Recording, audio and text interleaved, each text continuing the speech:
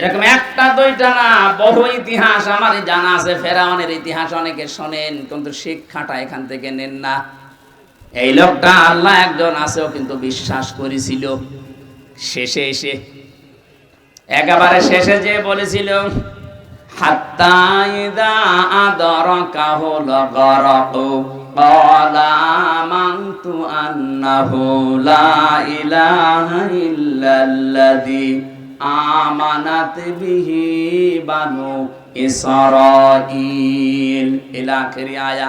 আমি কেন পড়ছি, বাংলাদেশের সাথে আমার অনেক মিল দেখতে পাচ্ছি। এই জন্যে এদেশে বহু মানুষকে আপনি জিজ্ঞাসা করবেন, রেসালাতের স্বীকৃতি দেওয়ার জন্য রাসূলের জীবনী অনুযায়ী কাজ করতে, ও বলবে কি, আমি কি নামাজ পড়ি না, আমি কি রোজা রাখি না, আমি হজ করে এসেছি, আমি দান সাদকা করি। কুমিল্লাবাসী যে চারটা কথা বললাম, চারটা কথায় কার হুকুম? নামাজ পড়া, রোজা রাখা, হজ করা, দান করা, এই চারটা কার বিধান? আরো জোরে বলেন। এই বিধান যিনি দিয়েছেন তিনি তো বললেন, লা তুমিনুন্না বিহি ওয়ালা তানসুরুন্না, নবী আসবে তাকে বিশ্বাস করবা, তার স্বীকৃতি দিবা। এই যে ফেরাউনের কথা কেন তুললাম, বাংলাদেশে এই বিশ্বাসে যারা আছেন তাদের কিন্তু ফেরাউনের মতো মরণ হবে। আপনাকে আমি বাঁচাতে চাই। ওই লোকটা যখন ডুবে যাচ্ছিল ওই সময় বলেছিল, আমি ঈমান আনলাম, ওই আল্লাহর উপরে ঈমান আনলাম যার উপরে ঈমান এনেছে বনি ইসরাইলেরা, আমি তো মুসলমান। এরপরও ফেরেশতারা আমারে মা পানির ভেতরে বারবার চুবায় কেন? আল্লাহ তখন জবাব দিয়েছেন, আল আন, এখন। শব্দের দিকে খেয়াল করেছেন? ও কিন্তু আল্লাহর একাত্মবাদের স্বীকৃতি দিয়েছে যে আমি ঈমান আনলাম ওই আল্লাহর উপরে যার উপরে বনি ইসরাইলরা ঈমান এনেছে। তাহলে স্বীকৃতি তো দিয়েছে আল্লাহর প্রতি, কিন্তু ওই জামানার যিনি প্রেরিত পুরুষ ছিলেন হযরতে মূসা কালিমুল্লাহ, তার কথা কিন্তু বলে নাই। কথা বুঝতেছেন? ও শুধু লা ইলাহা ইল্লা পর্যন্ত বলেছিল, কিন্তু তো বলা লাগবে লা ইলাহা ইল্লাল্লাহ মূসা কালিমুল্লাহ। ওই জামানার রেসালাতের স্বীকৃতি ও দেয়নি, এজন্য মারা গেছে বেঈমান হয়ে। আল্লাহ কারণও জানিয়েছে কেন তোর ঈমান নসিব হচ্ছে না। আল আনা ওয়া ক্বাদ আসাইতা ক্বাবলু ওয়া কুনতা মিনাল মুফসিদিন। এবার আমার এই আয়াত থেকে প্রশ্ন, হাজার হাজার বছর পরে এখন আমাদের এই জামানায় আল্লাহর প্রেরিত পুরুষ কে বলেন তো? কথা বুঝতেছেন? এই জামানার জন্য শুধু না, কিয়ামত পর্যন্ত একজন প্রেরিত পুরুষ আল্লাহ পাঠিয়েছেন, তার নাম মুহাম্মাদুর। আরো জোরে বলেন মুহাম্মাদুর। কোন মানুষ এখন বাস্তবে যদি আল্লাহর হুকুম মেনে চলে, কিন্তু রিসালাতের ঘোষণা এই জামানায় যিনি প্রেরিত পুরুষ আল্লাহ তাকে মানে না, তার মানে তার জীবনী মানতে চায় না। হ্যাঁ, তার জীবনী মানে তিনি যেদিন নবুয়ত পেয়েছেন 40 বছর বয়সে, সেই দিন থেকে জীবনের শেষ দিন 63 বছর, এই 40 বছরের ভেতরে, এই 63 বছরের ভেতরে 23 বছর তার নবুয়তের জিন্দেগি। এটা মানেন না? বলেন না কেন? এই 23 বছরের 13 বছর তিনি মক্কায় মার খেয়েছিলেন। আজ এসে হাজারো মানুষ এই 13 বছরের জিন্দেগি শুনতে পাগল। বলেন আপনিও কাঁদেন, আমিও কান্দি। কিন্তু পরের যে 10 বছর মদিনার জীবন, উনি যে রাষ্ট্রপ্রধান ছিলেন, এইটা বলতে গেলে অনেক মানুষ যারা আল্লাহর স্বীকৃতি দেয় ওদেরও তখন আর মন পাওয়া যায় না। তখন বলে, হুজুর এটা রাজনীতি, এটা দুনিয়ার কাজ। আরে ভাই, আপনি তো 13 বছর ভালো শুনলেন, খালি মায়ের খেয়েছিল এটা শুনতে কান্নাকাটি করেন। উনি যে মায়ের দিয়েছিল ওইটা শুনতে চান না কেন? আমরা তো ওইটাও বলতে চাই। মায়ের তো আমরা 13 না, আমরা তো 15 বছর খালাম। কথা বলে না কেন? উনি 13 বছর খেয়েছিলেন, আমরাও 15 বছর খেয়েছি। উনি 10 বছর রাষ্ট্রনায়ক ছিলেন, আমাদেরকেও 10 বছর চালাতে দিন না কেন? আমরা তো এখন 10 বছরে যেতে চাই। বলেন না, আপনি ওই 13 বছরে থাকেন। 13 বছরে থাকলে খালি মায়ের খালে আপনার ভালো লাগবে না? আমরা 10 বছরে যেতে চাই না? যারা বলেন না কেন? এই 10 বছর যারা মানতে চান না, তার রেসালাতের ঘোষণা পরিপূর্ণ হয়নি, শুধু 13 বছর দিয়েছে, 10 বছর দেয় না। ওর মরণ হবে ফেরাউনের মতো। আমার মনে হয় আপনি কথা বুঝেছেন। এরপরও যদি কেউ না বোঝার ভান করে থাকেন, এখানে আসেন, কানে কানে বলছি। না, আপনি না বুঝলে আমি বেকার চিল্লাবো না। বুঝেছেন কিনা বলেন? যারা আল্লাহর কথা মানতে রাজি আছেন, কিন্তু রেসালাতের ঘোষণা আপনাকে দেওয়া লাগবে। ফেরাউন এটা দেয়নি, এই জন্য বেঈমান হয়ে পড়ে গেছি। আপনি যদি এখনো দিতে না চান, আপনি হয়তো বুঝতেছেন না, তাই আপনাকে আমি বুঝিয়ে দিলাম যে মূসা কালিমুল্লাহ বলা লাগবে, মুহাম্মাদুর রাসূলুল্লাহ। সুতরাং আপনি বলছেন না। আপনি কথাগুলো বলতে গেলে তখন রাজনীতি মনে করেন, দুনিয়ার কাজ এটা, এই ঝামেলায় যাওয়া দরকার কি, এগুলো আমরা করব না। আমরা 15 বছর অলরেডি মার খেয়ে ফেলেছি, রসুলের চাইতে আরো 2 বছর বেশি। এই কথা বলেন না কেন? এখন আমরা 10 বছর নবীজির মতো অন্তত এই জমিনটা হাতে নিতে চাই। আপনি একটু দিয়ে দেখেন, বিশ্ব নবী যদি বলতে পারেন খায়রুল কুরুনি করনি, কোরআন দিয়ে দেশটা 10 বছর চললে আমরা বলতে পারবো খায়রুল কুরুনি করনি। কারণ সাদাবাজি থাকবে না।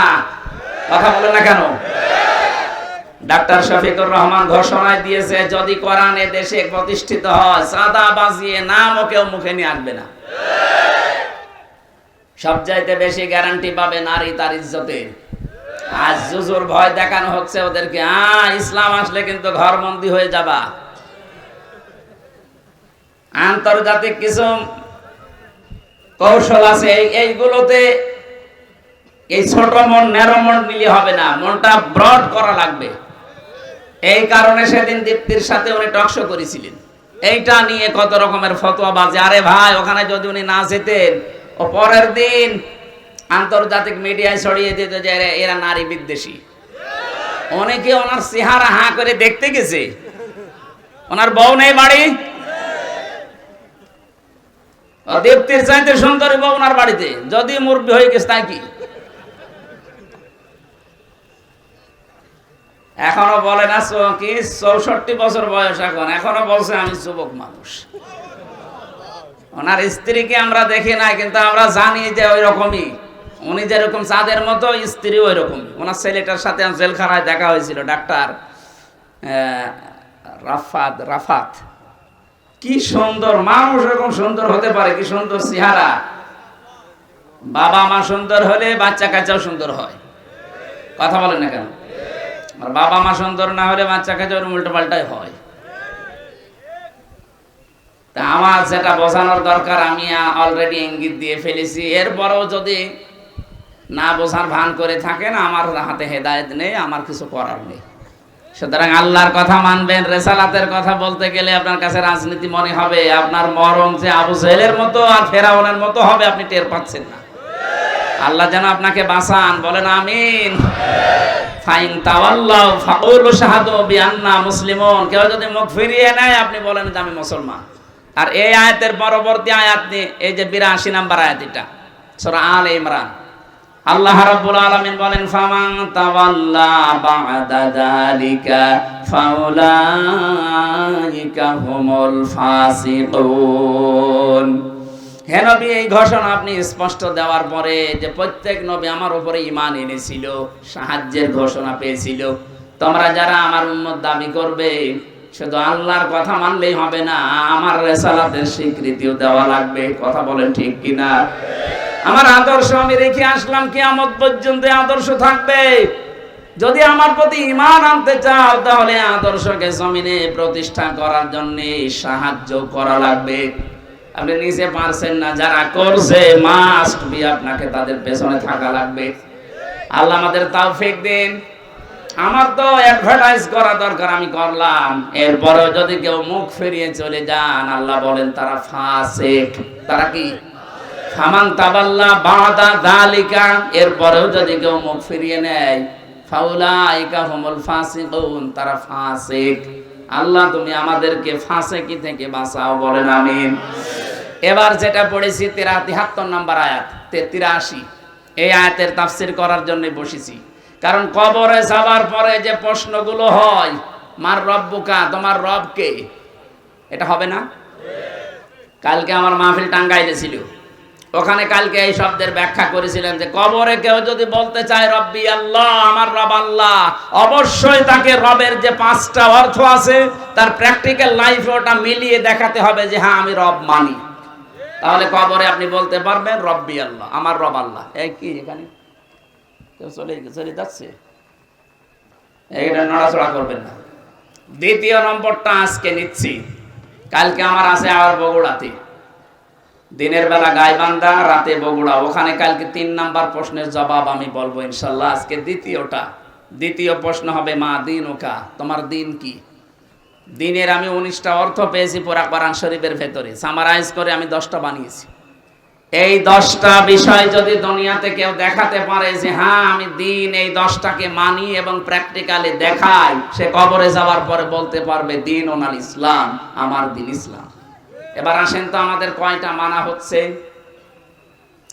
আল্লাহ রাব্বুল আলামিন বলেন আফা গায়রা দীনিল্লাহি ইয়াবগুন, তবে কি এরা চায় আমি যে দিন পাঠিয়েছি সেই দিন বাদ দিয়ে অন্য কোন দিন তারা কি তালাশ করে? আল্লাহু আসলামা মান ফিস সামাওয়াতি ওয়াল আরদ তাওআন ওয়া কারহা, ইচ্ছায় হোক অনিচ্ছায় হোক, আশার জমিনে যা কিছু আছে সবাই আমি আল্লাহর দ্বীনের সামনে মাথা নত করে দিয়েছে। ওয়া ইলাইহি ইরজাউন, সবাইকে ফিরে আসা লাগবে কার কাছে? আর জোরে বলেন। এটা বাংলা অর্থ ছিল। এবার আসেন আমরা ব্যাখ্যায় যাই। দীনুল ইসলাম, এ কথা আমরা কবরে বলতে চাই না চাই না? আরো জোরে বলেন। 1 নম্বরে দিন শব্দের ব্যাখ্যা আমি কোরআনে কারীম থেকে পেয়েছি। দিন মানে এই রাতের পরে যেটা আসবে ওই দিন। বলেন না, দিনের প্রথম অর্থ হয় কিয়ামতের দিন। এজন্য প্রতিদিন আমাদের মুখ দিয়ে আল্লাহ 17 বার করে কমপক্ষে বের করে নিচ্ছে মালিকি ইয়াউমিদ্দিন। জবান খুলে কোরআনের আয়াতটা পড়েন, মালিকি ইয়াউমিদ্দিন। কিয়ামতের দিনের একচ্ছত্র মালিকানা কার? আরো জোরে। এটা দিয়ে আল্লাহ আমাদের বারবার মুখ দিয়ে বের করাচ্ছেন, কারণ হচ্ছে কিয়ামতে কিন্তু কারো কিছু করার থাকবে না, কারণ একচ্ছত্র মালিকানা আল্লাহর। কি এটা দিয়ে আল্লাহ বোঝাতে চাই, ও পৃথিবীর বান্দা বান্দিরা, কারো উপরে ভরসা করে কিয়ামতে ঠেস পাবা না। কত মানুষ, এই বিশেষ করে আপনাদের ব্রাহ্মণবাড়িয়া, কুমিল্লা, এই 2 জেলা এগুলো বেশি, কত মানুষ ভরসা করে আছে কেল্লা বাবা, ফতে বাবা। কিসের কেল্লা, কিসের ফতে? কিয়ামতে যেখানে নবীরা পর্যন্ত ইয়া নাফসি করতে থাকবে, হযরত ইব্রাহিম নবী পর্যন্ত বলবে মাবুদ আমার পিতা আসরের সাথে যা ভালো লাগে তুমি করো, কিন্তু আমাকে বাঁচাও। হযরত ঈসা রূহুল্লাহ তিনি বলবেন মাবুদ আমার মা মরিয়মের সাথে যা আচরণ করবা করো, তুমি আমাকে কিছু বলবা না। চিন্তা করেছেন যে নবীদের নাম বললাম, এত বড় পাওয়ারফুল নবী মূসা কালিমুল্লাহ, কথা বলতেন আল্লাহর সাথে। ইব্রাহিম খলিলুল্লাহ, আল্লাহ যাকে বন্ধু হিসাবে গ্রহণ করে নিয়েছেন। হযরত ঈসা রূহুল্লাহ, যিনি আল্লাহর ফুৎকারে তৈরি হয়েছিলেন। এত বড় বড় পাওয়ারওয়ালা মানুষ যদি বলে আল্লাহ আমার আত্মীয় স্বজন মা বাবা এদের সাথে যা ভালো লাগে তুমি করো গিয়ে, কিন্তু আমাকে তুমি বাঁচাও, সেখানে কেল্লা ফতের উপরে ভরসা করে আছেন যে এরা বাঁচাবে। আমার তো কোরআনের ব্যাখ্যা তাফসীর পড়ে এতটুকুই বিশ্বাস জন্মেছে। সূরা আবাসার ভেতরে আছে ইয়াউমা ইয়াফিরুল মারউ মিন আখিহি ওয়া উম্মিহি ওয়া আবিহি ওয়া সাহিবাতিহি ওয়া বানিহি লিকুল্লি মারইম মিনহুম ইয়াউমাইযিন শাআনু ইউগনি। আল্লাহ বলেন সেদিন মানুষ দৌড়াবে নিজের আপন ভাই থেকে, মা বাপ থেকে, সন্তান সন্ততি, স্ত্রী বন্ধু, এদের থেকে আগে মানুষ পালাতে থাকবে। এখানে প্রায় 6টা মানুষের নাম আছে। কুমিল্লাবাসী মাথায় যদি মগজ থাকে একটু ভাবেন, প্রথমে ভাইয়ের নাম, মায়ের নাম, বাবার নাম, ছেলের নাম, স্ত্রীর নাম, বন্ধুর নাম। বিপদে পড়লে এরাই তো দেখি এগিয়ে আসে। আল্লাহ বলেন এরা পালাবে। ইয়াফিরু মানে এই যে বাঘে তাড়া দিলে যেভাবে মানুষ দৌড়ায়, এফেরো শব্দের শাব্দিক অর্থ এই দৌড়। আপনজন দেখলেই মানুষ এরকম করে দৌড়াতে থাকবে। কি বলে আপনার বিবেক বলেন তো আপনি? এরা যদি পালায়, আমার মনে হয় পীর সাহেব বলবে, আল্লাহ আমি পীরই ছিলাম না। বলেন, যেখানে মা পালাচ্ছে, বাবা পালাচ্ছে, আপনার ভাই পালাচ্ছে, নিজের বউ পালাচ্ছে, পীর সাহেব বলবে, আল্লাহ কিসের পীর, আমি পীর ছিলাম না। এটা বলবে, আপনি সেদিন ধরা খাবেন, সেদিন বুঝবেন।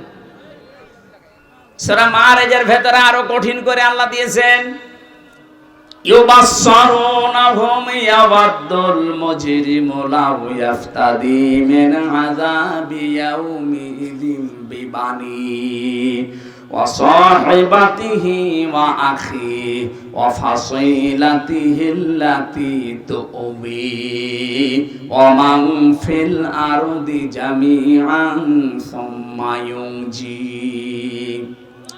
আল্লাহ রাব্বুল আলামিন বলেন, ওই দিন মানুষ মুক্তিপণ হিসাবে দিতে চাইবে সর্বপ্রথম তার ছেলে মেয়েকে।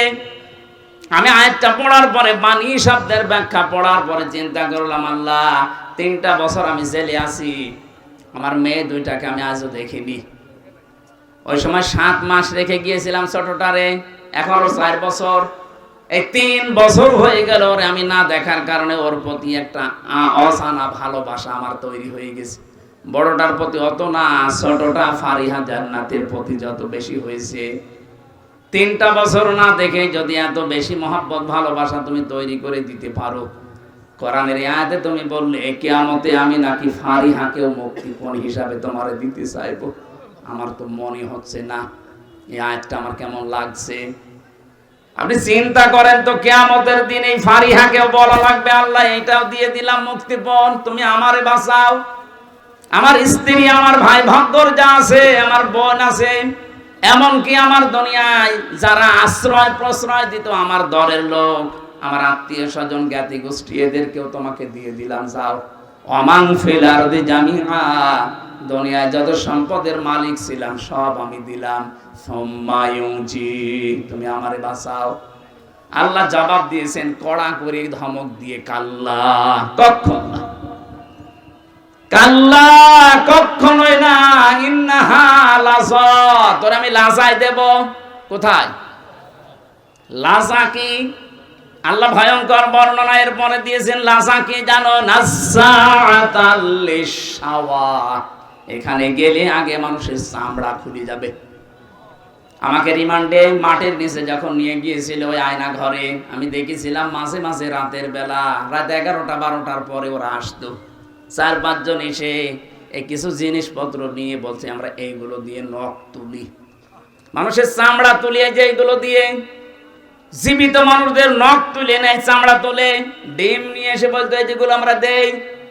আমারে কোনোদিন ওরকম করিনি, কিন্তু দেখিয়েছে যে এইগুলো দিয়ে আমরা নখ তুলি। তার মানে ওদের ওই ভয়ঙ্কর কথা শোনার পরে যেন আমি মিথ্যা কথা বলতে বাধ্য হই। আমার বলেছিল আকিস গ্রুপের বিরুদ্ধে এই কথাগুলো বলা লাগবে। 2 নম্বরে, এই দেশে জঙ্গিবাদ তৈরি করার জন্য জামাত ইসলাম আর শিবির কাজ করছে, এইটা আপনি বলবেন আদালতের সামনে, যে তাহলে আপনারা ছেড়ে দেব। রিমান্ডে বারবার আমাকে ওই অফিসারগুলো, বিশেষ করে এসপি আর এসপি, প্রতিদিন আমার এই রাতের বেলা এসে বলতো, জামাত ইসলাম তো খারাপ না, ভালো দল, ওরা মিথ্যা কথা বলে না, ওরা দুর্নীতি করে না, তা আপনার বলতে সমস্যা কি? না কি কায়দা করে কথা নিচ্ছে দেখেছেন? মনে করছে যে হাজা পাগল হয়ে গেছে মনে হয়। ঠিক আছে, আপনি আমারে নিয়ে চলেন। এত কষ্ট প্রথম কয়েকদিন দিয়েছিল, দেখেন না এত নড়ন চড়ন নেই। শেষে আমাকে ওই জেলে দিয়েছিল যে এইগুলো দিয়ে আমরা নখ তুলি, যদি আপনি কালকে ম্যাজিস্ট্রেটের সামনে এগুলো না বলেন আমরা কিন্তু করব। কয়েকটা মুসলমান অফিসার পেয়েছিলাম, মুসলমান নামে শুধু আল্লাহর ভুল ধরতো, যে আল্লাহর এই কাজটা মনে হয় ঠিক হয়নি। তার ভেতরে আমি একজন পেয়েছিলাম এই কুমিল্লা বাড়ি 14 গ্রামে, ওরা আমি খুঁজতেছি, পালিয়েছে। আর কয়েকদিন আগে পেয়েছিলাম খুলনা, শেখ ইমরান, অধ্যাপক মিয়া গোলাম পরওয়ার সাহেবের বাড়ির পেছনে বাড়ি ওর। ওই দিন আমার মাহফিল ছিল পরওয়ার সাহেবের কাছে। ওর বাবা আওয়ামী লীগের উপজেলা চেয়ারম্যান, ও শয়তান পালিয়েছে, পাওয়া যাচ্ছে না। এরপরে পাওয়া গেছে, পুলিশে ধরে এখন ছেড়ে দিয়েছে। ওরে আর পাওয়া যাচ্ছে না, কোন গর্তে ঢুকেছে। চিন্তা করে দেখেন, ওরা আমারে বলতেছে আমরা এগুলো দিয়ে নখ তুলি, এই যে এই মেশিন পত্র। আপনি যদি না বলেন সকালবেলা আপনার স্ত্রীকে তুলে নিয়ে আসবো। তখন আমার মেয়েটা 7 মাস বয়স মাত্র। বলেন এই অবস্থায় স্বামী যারা ঠিক থাকতে পারে? বাধ্য হয়ে বলেছিলেন যে যা ভালো লাগে করেন, আমারে নিয়ে চলে, আমি সব বলে দেবো, যান। কিন্তু ম্যাজিস্ট্রেট আমার সাথে ধোঁকাবাজি করেছিল। ওখানে যাওয়ার পরে শুনলাম উনি ছাত্রলীগের প্রাক্তন কি সেক্রেটারি ছিল, উনি এখন ওই কাজে। আমার বলছে আপনার কোনো চিন্তা নেই, যা যা লিখেছে শুধু সই করে চলে যান, আপনার নিচে ছোট ছোট বাচ্চারা আছে কান্নাকাটি করছে। আমি তো ওই 164 তখন বুঝতাম না, সহজ সরল ভাবে লিখে দিলাম। পরে শুনছি যে ওইটা 164। এমন এমন কিছু লিখেছে রাষ্ট্রের বিরুদ্ধে, আকিস গ্রুপের বিরুদ্ধে, জামাতের বিরুদ্ধে, অথচ একটা কথাও আমার না। পরে যদিও আমি ডিনাই পিটিশন দিয়েছিলাম, কিন্তু সেটাই তো কাজ হয়নি। এই 3 বছর থাকা লেগেছে আরো এই কারণে। অথচ সে মামলায় যে কিছুদিন আগে সব খারিজ হয়ে গেছে, সব খারিজ করে দিয়েছে। ওই মামলা তো 3 বছর তো ওই ওই জজের কাছে ছিল, কিচ্ছু করতে পারেনি। যে এখন হাত খোলা পেয়েছে, বলছেন যান, একেবারে মামলা ঢিসমিস করে দিলাম। বলতে গেলাম যে স্যার এটা তো আপনার কাছে এতদিন ছিল, এতদিন তো বলেননি, হঠাৎ দেখছেন। উনি এইটাই বলতো যে আমার হাত বাঁধা ছিল, এখন হাত খোলা আছে, কিছুটা ন্যায় বিচার করতে পারছি। আমরা চাই বাংলাদেশে সবাই এরকম হাত খোলা থাকবে, আবু সাইদের মতো। কথা বলেন না কেন? হাত যতদিন বাঁধা থাকবে, ন্যায় বিচারের পরিবর্তে উপরে দেখতে হবে ফিটফাট, ভেতরে সব অবিচার হবে। আমরা তো এটাই কায়েম করতে চাই বাংলাদেশে, যেন সবার হাত, বিশেষ করে 1628টা চেয়ার আছে, এই চেয়ার না, ওই জায়গা মতো যে চেয়ারগুলো আছে ওইগুলো, কতগুলো? 1628টা। এই চেয়ারগুলো আমরা চাই যারাই সামনে বসবে প্রত্যেকের হাত আবু সাইদের মতো এভাবে খোলা থাকবে। জীবন দিতে হয় জীবন দেবে, কিন্তু মিথ্যার সামনে মাথা নত করবে না, তাহলে ন্যায় বিচার কায়েম হবে ইনশাআল্লাহ। নাসাআতাল লিশাওয়া এই শব্দটার ব্যাখ্যায় বলেছিলাম, এত কঠিন জায়গা এটা। আল্লাহ বলেন প্রবেশ করতে দেরি হবে, তোর চামড়া খুলে যেতে দেরি হবে না। এতটুকু আল্লাহ যদি শেষ করে দিতেন, আমি আজ পর্যন্ত আর পড়তাম না। পরে আরো শব্দ কঠিন দিয়েছেন। আল্লাহ বলেন জানো এই লাজা কাদেরকে ডাকবে? তাদউ মান আদবারা ওয়া তাওয়াল্লা ওয়া জামাআ ফাআওয়া। যে মানুষগুলোকে সত্যের দিকে আহ্বান জানানো হয়, এই যে আমি রিসালাতের ঘোষণা দিয়ে একটা সঠিক সত্য তথ্য তুলে ধরলাম, এরপরেও যারা মুখ ফিরিয়ে না বোঝার ভান করে থাকবে, এই মানুষগুলোকে আল্লাহ লাজায় দেবে। আমি কথা বোঝাতে পেরেছি? আমি কিন্তু একটা সত্য তুলে ধরেছি আপনাকে, আপনি আল্লাহর বিধান মানতে রাজি আছেন, কিন্তু রিসালাতের ঘোষণা দিলে আপনি রাজনীতির গন্ধ খোঁজেন। এই জন্য ডাকবে তাদেরকে, মান আদবারা ওয়া তাওয়াল্লা, যে ব্যক্তি সত্য শোনার পরও মুখ ফিরিয়ে চলে যায়, এদবার করে, পেছন ফিরে চলে যায়। ওয়া জামাআ ফাআওয়া, আর যারা মাল সম্পদ জমা করে আর বারবার এগুলো সংরক্ষণ করার জন্য চেষ্টা চালায়, এই বাংলাদেশে এটা সবচাইতে বেশি। 15.5 বছরের দিকে তাকান, এক একজন কত টাকা পয়সার মালিক হয়েছে। আর শুধু মালিক হয়েই না, এগুলো কি করে সংরক্ষণ করে রাখা যায়, এই চিন্তা ভাবনা ছিল। একটা মানুষ শুধু ধরবে 7টা ব্যাংক থেকে 36,000 কোটি টাকা মারিং কাটিং করেছে। বাকিগুলোর কথা চট্টগ্রামের একজনের ভূমিপতি মন্ত্রী ছিল, এই লোকটা 620টা বাড়ি বানিয়েছে পৃথিবীতে। আপনি কতদিন বাঁচবেন?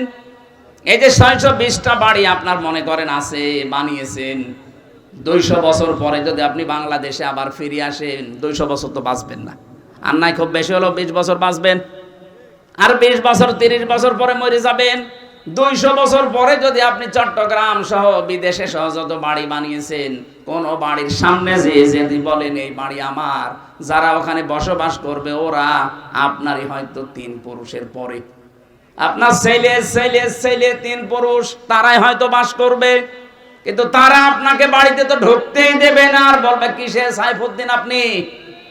এক কথা বলেন না কেন? কিসের সাইফুজ্জামান আপনি? আপনাকে আমরা চিনি না। বাড়িতে তো ঢুকতেই দেবে না, বলবে থাকার জায়গা নেই, মসজিদে গিয়ে থাকেন। এটা বলবে না? যারা 620টা বাড়ি তখন কিসের কাছে আসবে? আল্লাহ বলে না জামা ফাআওয়া, শুধুমাত্র সম্পদ জমা করে শেষ করে নিয়ে এগুলো কি করে সংরক্ষণ করা যায় সেই চিন্তা ভাবনায় লেগে থাকতো। আমার মনে হয় আয়াত পড়ার পরে বাংলাদেশে বহু মানুষ এই আয়াতে ধরা খাবে। আমরা যেন ধরা না খাই। কিয়ামতের কথা বলছিলাম আপনার সামনে। আজ যারা বিভিন্ন ভরসা করে আছেন যে অমুক বাবা আমরা বাঁচাবে, অমুক পীরের মুরিদ আমি, চট্টগ্রাম বিভাগে এগুলো বেশি হচ্ছে, এই কারণে বলছি। কত রেজভি বাবার মুরিদ আছে, তারা বলছে কোনো চিন্তা নেই, কিয়ামতে যদি আল্লাহ জিজ্ঞাসাও করে বলবো আমরা রেজভি বাবার লোক ছিলাম। রেজভি, যেখানে মুসা নবী, ঈসা নবী, ইব্রাহিম নবী কোল কিনারা পাচ্ছে না, সেখানে কিসের বাবা? এরপরও আপনার মাথা কি গোবর ভর্তি করা আছে? একটু চিন্তা ভাবনা আসে না কেন? বিবেকটা তো আল্লাহ এমনি দেয়নি। বিবেক দেওয়ার পরেও যদি কাজে লাগাতে না পারেন, আপনি জাহান্নামে। অকালু লাউ কুন্না নাসমাউ আও নাকিলু মা কুন্না ফি আসহাবিস সাঈর। ওই মানুষগুলো তখন আফসোস করে আর বলবে, আল্লাহ যদি আলেমদের কথা ওই সময় শুনতাম আর বিবেকটা যদি কাজে লাগাতাম, তাহলে ভণ্ড পীরদের উপরে ভরসা করতাম না, এখন আমি ধরাও খেতাম না। তাদের জন্য আল্লাহ যে জায়গাটার নাম দিলেন তার নাম সাঈর। এটা জাহান্নামের একটা দরজার নাম। এই দরজা দিয়ে আপনাকে প্রবেশ করাবে। এখনো যদি সতর্ক না হতে পারেন, আপনি বিশ্বাস করতে পারেন আপনি জাহান্নামের সাঈরে যাচ্ছেন, বলেন নাউজুবিল্লাহ। এজন্য আমরা সতর্ক করার জন্য এসেছি। আশা করছি আপনি সতর্ক হবেন। কিয়ামতের একচ্ছত্র মালিকানা কার? আর জোরে। এজন্য কারো উপরে ভরসা করা, বলেন নিজের যতটুকু আমল আখলাক আছে, কাজ কারবার আছে, ওইটার উপরে ভরসা করে যান। হ্যাঁ, নবীর উম্মত যদি হতে পারেন, প্রশ্ন আসতে পারে নবীর উম্মত না মানে আমরা নবীর আশেক। কিসের আশেক? আপনি জিলাপির আশেক, আপনি খেচুড়ির আশেক, আপনি পোলাও বিরিয়ানির আশেক। রাসূলের আশেক ছিল হযরতে তালহা। নিজের জীবন পর্যন্ত দিয়েছে, 80টা তীর খেয়েছে, তারপরও নবী পর্যন্ত আঘাত আসতে দেয়নি।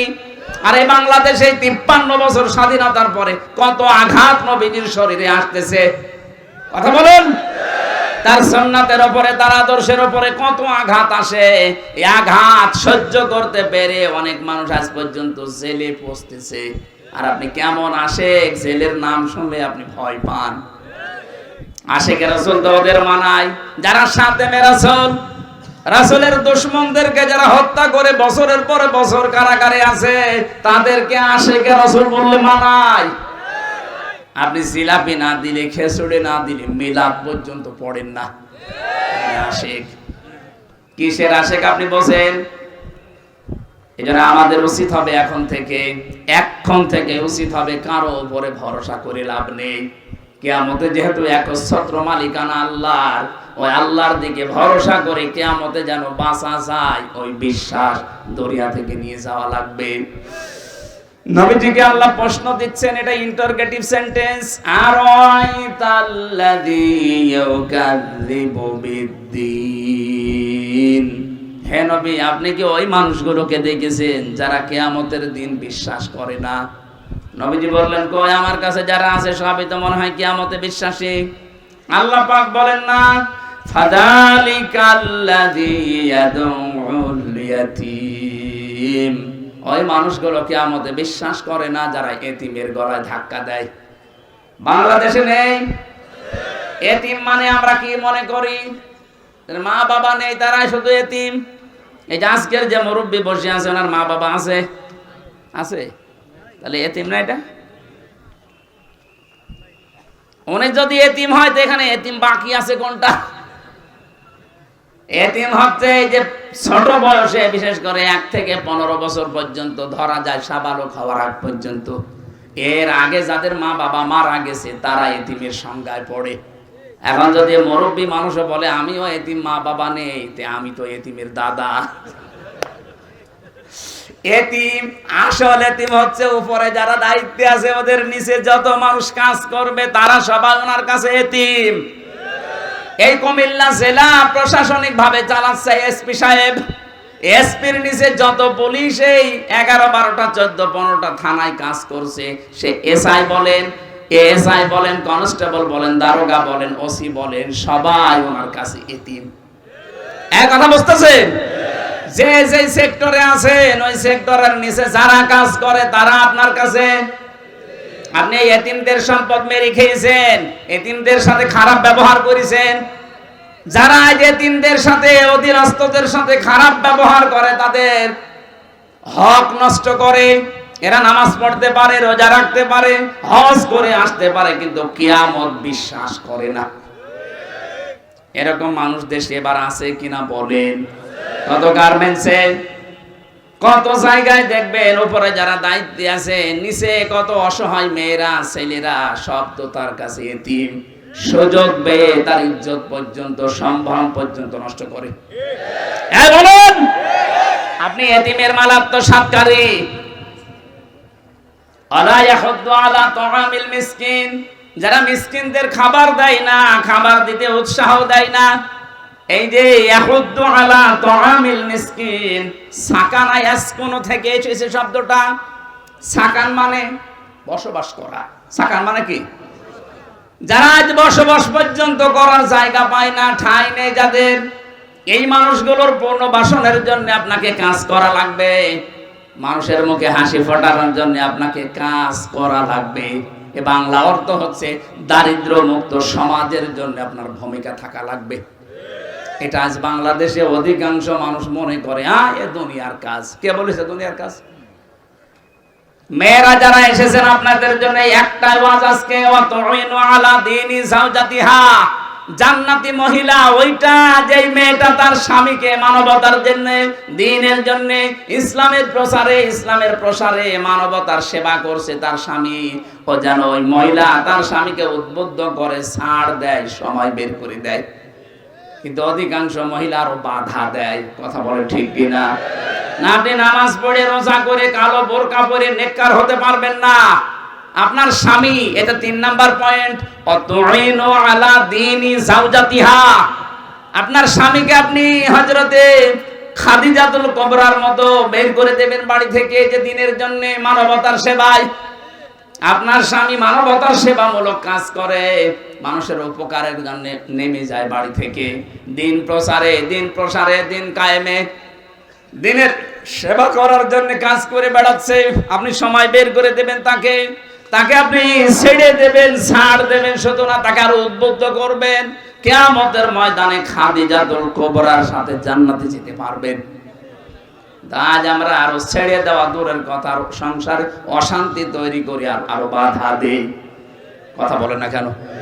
আমার মা বোনেরা, নামাজ পড়ছেন, পড়েন, রোজা রাখেন, হজ করে এসেছেন, পর্দায় থাকেন, পাশাপাশি স্বামীকে মানবতার সেবায়, ইসলামের সেবায় বের করে দেবেন।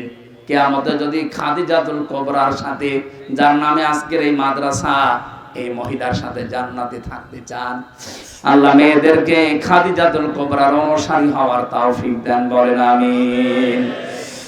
যেটা বোঝাতে চাচ্ছিলাম, দারিদ্র মুক্ত সমাজের জন্য আমাদের 6 জায়গা থেকে ভূমিকা পালন করা লাগবে। এটা যদি আজ সবাই মিলে আমরা ঐক্যবদ্ধ হয়ে করতে পারি, দিনের প্রথম অর্থ যেটা বলেছিলাম, কিয়ামতের দিন, এই কিয়ামতের দিনে আপনাকে আল্লাহ নিজে পার করিয়ে দেবেন। জোরে বলেন সুবহানাল্লাহ। দিন শব্দের 2 নাম্বার অর্থ রাষ্ট্রীয় বিধান। এটা আজ বাংলাদেশে অনেকে আমরা না বুঝলে ফেরাউন এটা বুঝেছিল। সূরা মুমিনের 26 নাম্বার আয়াতে আল্লাহ দলিল দিয়েছেন, আকালা ফিরআউনু দারুনি আকতুল মূসা ওয়ালিয়াদউ রাব্বা ইলা আখিরি আয়া। ফেরাউন বলেছিল, আমারে ছেড়ে দাও, আমি মূসাকে হত্যা করব, সে তার রবকে ডাকুক। আমি আশঙ্কা করছি সে আমার রাষ্ট্রের বিধিবিধান পাল্টিয়ে দেবে। এখানে দিন মানে রাষ্ট্রীয় বিধান। আজ দিন মানে সাথে ধর্ম মনে করে যারা পড়ে আছেন, আপনার চাইতে আমার মনে হয় দিন ফেরাউন ভালো বুঝেছিল। বলেন, ও বলেছিল আমাকে ছেড়ে দাও, আমি মোসাকে হত্যা করব, ওদের রবকে ডাকো। আমার আশঙ্কা হচ্ছে মুসা আমার দেশে রাষ্ট্রীয় আইন পাল্টিয়ে ফেলবে। তাহলে দিন মানে রাষ্ট্রের আইন। আরো জোরে, ৯৬% মুসলমান আমরা এখানে বাস করি, রাষ্ট্রীয় আইনের দিন একটাও আছে বলেন? যে দুই একটা ছিল হাফ, সেগুলো তুলে দিয়েছে এই 15 বছরে। মুসলিম পারিবারিক আইনের ভেতরে কিছু কিছু আমরা মানতাম, সেটাও এমন কায়দায় মাঝে মাঝে আওয়াজ উঠতো, আমরা সমান অধিকার চাই, এক পুরুষ যা পাবে এক নারী তাই পাবে। জোরে বলেন নাউজুবিল্লাহ। কোরআনের 500 আইন আল্লাহ দিয়েছেন, অধিকাংশ আমরা দেখলাম হাত দিয়েছে, পাল্টিয়ে ফেরার চেষ্টা চালিয়েছে। যেখানে আল্লাহর নামে পড়া আরম্ভ হবে সেখানে আল্লাহর নাম বাদ দিয়েছে, যেখানে ইসলাম সেখানে বাদ দিয়ে শুধু নাম দিয়েছে নজরুল ইসলাম কলেজ হবে না, শুধু নজরুল কলেজ। কেন? ইসলামে আপনাকে কিসে কামড় দিয়েছে? কথা বলেন না কেন? পড়া শুরু করা লাগতো আগে ইকরা বিসমি রাব্বিকাল্লাযী খালাক, এটা মনোগ্রামে লেখা ছিল। কথা বলেন না কেন? ইন্নাদ দীনা ইনদাল্লাহিল ইসলাম রাব্বি জিদনি ইলমা, এগুলো আগে ছিল, এইটা এখন বাদ দিয়ে এমন এমন জিনিস সেখানে জুড়ে দেওয়া হচ্ছে। কেন? এই শব্দগুলো তো আল্লাহ বানিয়ে দিয়েছেন। রব্বি জিদনি ইলমা, এই শব্দ বানিয়েছে কে? আল্লাহ। ইন্নাদ দীনা ইনদাল্লাহিল ইসলাম, এটা বানিয়েছে কে? আমার বিশ্ববিদ্যালয় কুষ্টিয়া ইসলামী বিশ্ববিদ্যালয় লেখা ছিল ইকরা বিসমি রাব্বিকাল্লাযী খালাক। এরকম যতগুলো আল্লাহর বিধান সব পাল্টিয়ে পাল্টিয়ে অন্যটা লাগিয়েছে। নারী পুরুষের যে বিবাহ, এটা আল্লাহ পাক বৈধতা দিয়েছেন, অথচ এখন আজকে দেখলাম পেপারে দিয়েছে কুষ্টিয়াতে 2 জন মহিলাই বিয়ে করবে বলে উঠে পড়ে লেগেছে। এগুলো তো একদিনে তৈরি হয়নি, 15.5 বছরের সংসার এটা। সমকামিতা যারা প্রমোট করছে, আজ আমরা দেখছি অনেককে এখন তাদের দায়িত্ব দেওয়া হচ্ছে দেশের। মুসলমানদের কলিজায় কিন্তু আগুন লাগছে। আমরা চাই যারা আল্লাহর নিষিদ্ধ কাজকে বৈধতা দেওয়ার জন্য প্রমোট করে, তাদেরকে ৯৬% মুসলমানের মাথার উপর থেকে সরিয়ে দেওয়া হোক। এখানে আমরা এমন মানুষকে দেখতে চাই যে লোকটা আল্লাহ রাসূলে বিশ্বাসী। কথা বলেন। সংবিধান সংস্কারের কাজ চলছে, আমরা চাই এমন এমন মানুষকে ওই জায়গায় নিয়ে যাওয়া হোক যারা সূরা ফুরকানের ৭৪টা যে সংবিধানের ধারা আছে, এই সূরা ফুরকানের প্রতিটি ধারা যারা বিশ্লেষণ করতে পারে, যারা বোঝে এগুলো ধারা আল্লাহ বানিয়েছেন মানবতার জন্য, এগুলো যদি এই মুসলিম দেশে সংবিধানে সংযোজন করা হয়, এই দেশে যে যার অধিকার সম্পূর্ণটা ফিরে পাবে। দিন মানে রাষ্ট্রীয় বিধান, এটা যতদিন পর্যন্ত আপনি কায়েম করতে না পারবেন, কবরে যাওয়ার পরে যেই বলবেন আমার দিন কি, আপনি বলতে পারবেন না। এরকম 10টা বিষয় আছে পুরা কোরআনে দিন শব্দের ব্যাখ্যায়। আমরা যদি আমাদের এই প্র্যাকটিক্যাল লাইফে 10টা মানতে পারি, কবরে যেতে দেরি, আপনি বলে ফেলবেন দীনুল ইসলাম। আল্লাহ আমি সব যারা এসেছি এটা বলার তৌফিক দুনিয়া থেকে কামাই করার জন্য তৌফিক দাও, বলেন আমিন। আমার 8টায় ওখানে অনুষ্ঠান, 45 মিনিট আছে, এখান থেকে 1 ঘন্টা খানিক সময় লাগবে। আমি তাড়াতাড়ি করছি, আগামীতে কোনো জায়গায় নিলে একটা মাহফিল নিয়ে, জোর করে মাহফিল নিয়েছে ভাই আমার কাছ থেকে। আজকে ওনারা পর্যন্ত আমার উপর রেগে আছে, সেই মিজান সাহেব জমজমের মালিক। আগামীতে আসলে কোনো জায়গায় একটা করে নিয়ে 1-1.5 ঘন্টা 2 ঘন্টা সময় দিন। আল্লাহুম্মা আমিন। লা ইলাহা ইল্লা আনতা সুবহানাকা ইন্নী কুনতু মিনাজ জালিমিন। সম্মানিত ভাইরা, মোনাজাতের ভেতরে বলছি, এই মাহফিলের খরচের জন্য ড্রাম দেওয়া আছে, নিজের ইমানের দায়িত্ব মনে করে ওখানে কিছু দিয়ে যাবেন সামর্থ্য অনুযায়ী। কোথায় আছো তা? যেখানে যেখানে দেওয়া আছে আপনারা খোঁজ করে করে নিজের দায়িত্ব মনে করে দিয়ে যাবেন। লা ইলাহা ইল্লা আনতা সুবহানাকা ইন্নী কুনতু মিনাজ জালিমিন। আল্লাহ তাআলা কোরআনে কারীম থেকে কবরের 2য় প্রশ্নের জবাব দিতে আমরা এই কথাগুলো শুনলাম। মা দীনুকা প্রশ্ন করলে যেন বলতে পারি দীনুনাল ইসলাম। এই জবাব দেওয়ার জন্য যে প্রশ্নগুলো দরকার আমরা সবগুলো হয়তো আলোচনা আনতে পারিনি, দুইটা পেরেছি, এই দুইটা আমাদের জীবনে তুমি বাস্তবায়ন করে দাও। আজকের এই অনুষ্ঠান সারাদিন ব্যাপী চলছে, যারা আলোচনা করেছে, যারা করছি, এগুলো আমাদের কবরে পৌঁছিয়ে দাও। মা বাপ যারা হারিয়ে ফেলেছে তাদের কবরে এই সওয়াব পৌঁছিয়ে আরো শান্তি বৃদ্ধি করে দাও রব্বুল আলামিন। অনেকে অনেক রকম মোনাজাতে দোয়া চেয়েছে, 15 বছর নাকি একজনের সন্তানাদি নেই, যাদের সন্তান হয় না আল্লাহ একটা সন্তান তাদেরকে উপহার দাও। এ মাহফিলের জন্য যারাই কাজ করেছে, খাদিজাতুল কুবরা রাদিয়াল্লাহু তাআলা আনহা মহিলা মাদ্রাসা,